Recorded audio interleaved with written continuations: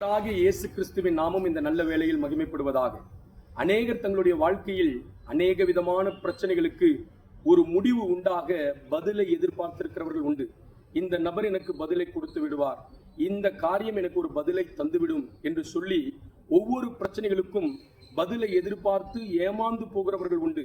வேதம் சங்கீதத்தின் புஸ்தகம் 91வது சங்கீதம் 15வது வசனம் இவ்விதமாய் சொல்கிறது, அவன் என்னை நோக்கி கூப்பிடுவான், நான் அவனுக்கு மறு உத்தரவு அருளி செய்வேன்.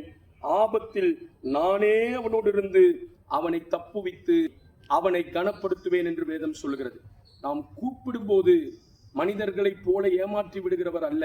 நம்முடைய ஆண்டவராகிய இயேசு கிறிஸ்து நாம் கூப்பிடும் போது மறு உத்தரவு அருளி செய்கிறவர் என்பதை மறந்துவிடக் கூடாது.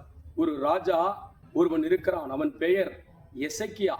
2 ராஜாக்களின் புஸ்தகம் 18வது அதிகாரத்தில் நீங்கள் பார்ப்பீர்கள் என்றால், அவனுக்கு ரோதமாக அசீரிய ராஜா ஒரு பெரும் படையை அவனுக்கு ரோதமாக அனுப்பி சிறைப்பிடிக்கவும், அவனை அழிக்கவும், அவனை அவமானமாக பேசவும், அவனை ஒன்றுமில்லாமல் சிறுமைப்படுத்தவும் அவனை நெருக்குகிறதை நாம் பார்க்கிறோம்.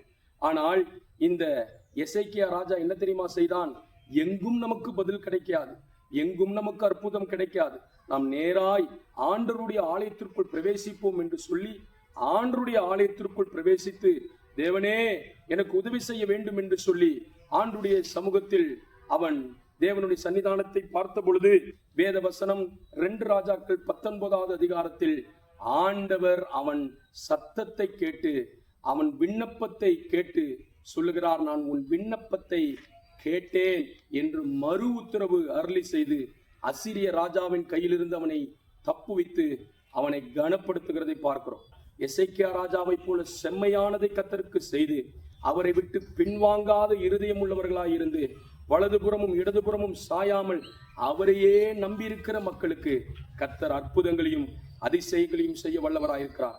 சங்கீதம் 91 சொல்லுகிறது போல, அவன் என்னை நோக்கி கூப்பிடுவான், நான் அவனுக்கு மறு உத்தரவு அருளி செய்வேன் என்று சொல்லப்பட்ட வேத வசனத்தின்படி அவரை நோக்கி நாம் கூப்பிடும் போது, செம்மையாய் அவருடைய சமூகத்தை நாம் தேடுகிற போது நமக்கான பதிலை அவர் கட்டளையிடுவாராக.